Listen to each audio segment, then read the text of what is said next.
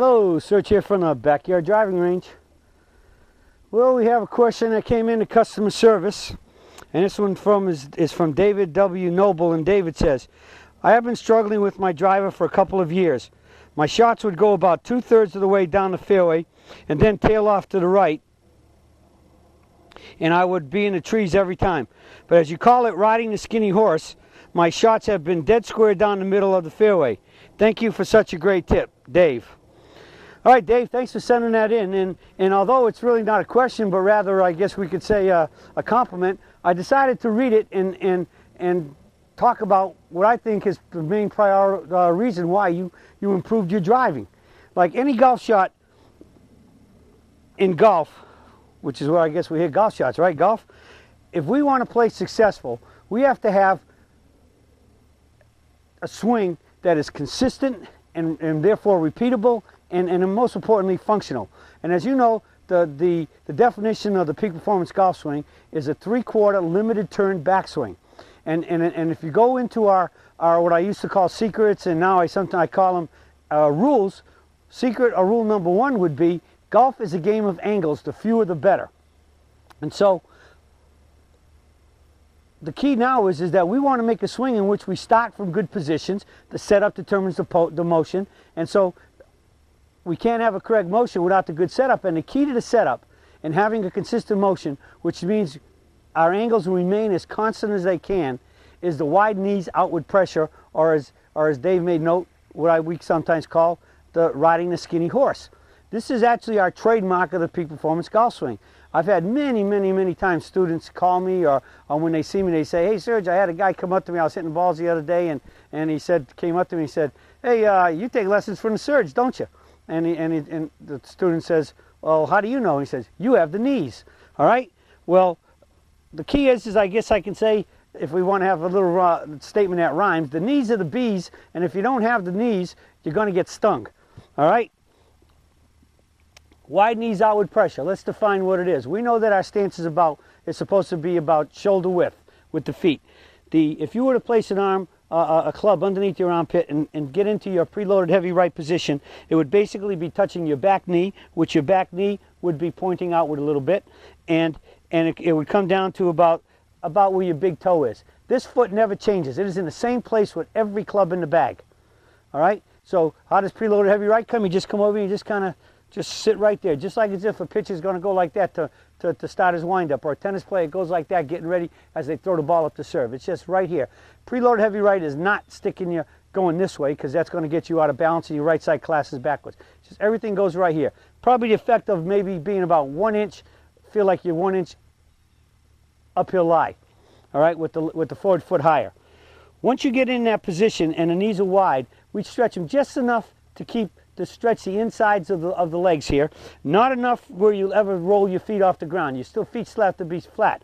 So with this foot in the same position with every club, I would get a wedge that might go from here to about a driver there. So if you see my forward foot doesn't get any wider than the width of the foot from where I started to where it ends up. The outside ends up where the inside is with a driver. So we don't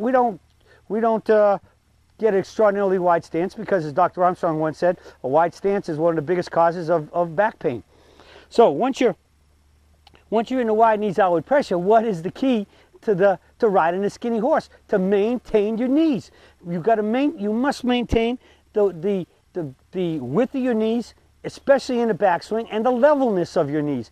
Because think of your body as having 3 boxes: ankles to knees, knees to hips, hips to shoulders. All 3 of these boxes are resting on each other, tilted maybe a little bit to the right. And so the key is that when you start your backswing, we need to really maintain that left knee and try to resist that knee moving. Resist. But yet we still see one of the biggest problems I see in private lessons and students, and Dave Seaman and Greg McDonald and Tom Lineberger and Mike Bartholomew, all our other top instructors that are doing a lot of teaching, they're seeing the same thing. The knees are tending to move too much, and then very likely when you move your knees too much, why did they all tell you to go ahead and move your knees in the beginning when you started taking lessons? So you could take a bigger hip and shoulder turn and get back to parallel.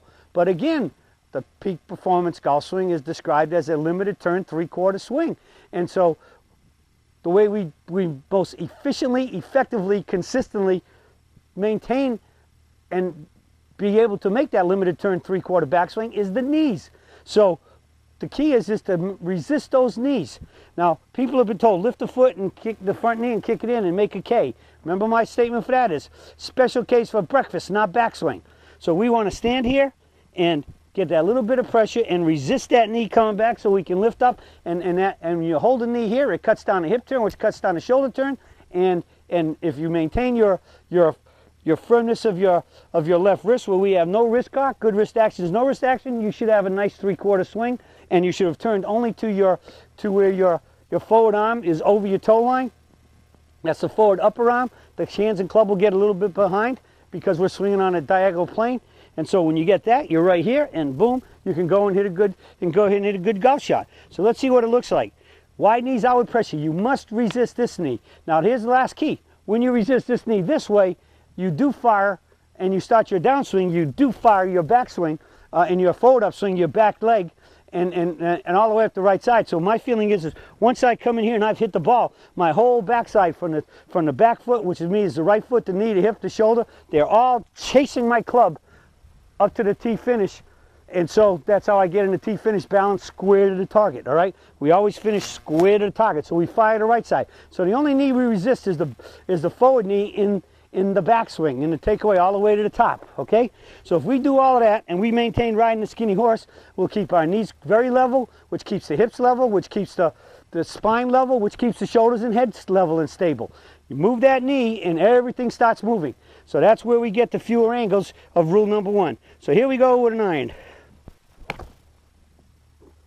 Okay, and let's finish off, since the question referred to a driver, let's finish off with the driver and see that it stays the same.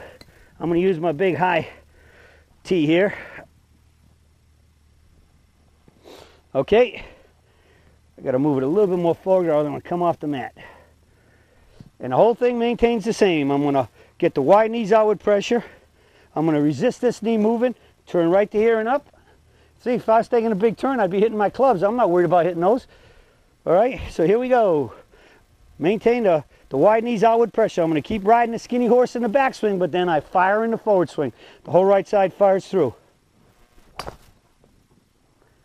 All right, well, as you all know that have been here, the limited turn 3/4 backswing of the peak performance swing and finishing square to the target is really important for swinging according to the way to maximize the laws of physics of on, square, and solid for good ball striking and hitting the ball relatively straight, as well as swinging your body the way it's designed to move. Physics, physiology. So the wide knees, outward pressure, riding a skinny horse is a major key to maintaining rule number 1. Golf's a game of angles. The fewer the better. All right, well, that's it for the search for today on the importance of wide knees and keeping them level throughout the swing to hit the ball more solid, straight, and longer, and shoot those lower scores. That's it from today, and I'll be talking to you all again soon.